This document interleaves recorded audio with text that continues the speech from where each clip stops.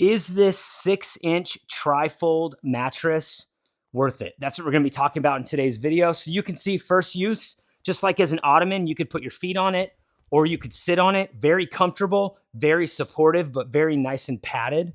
That's really nice. If you come in here real close, one of the details you've got on this that you don't have with most others is you have like kind of a couchy detail vibe. They have it tufted with the buttons. Just gives it more of like an elegant kind of like upgraded living room look. I think the primary use for this, I will be honest, is the mattress. This is a very nice standalone mattress, especially if you're using it for guests or maybe just for yourself. Whether you're getting it just for yourself or maybe for you and a couple others, you might want a queen or something like that, but very comfortable just on its own. You can just set it up on the floor and it feels very comfortable.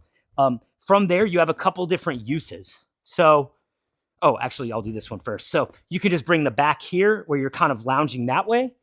We can also put one more under. I think this is probably more the primary seating position. And obviously we can go back to just having it as an ottoman.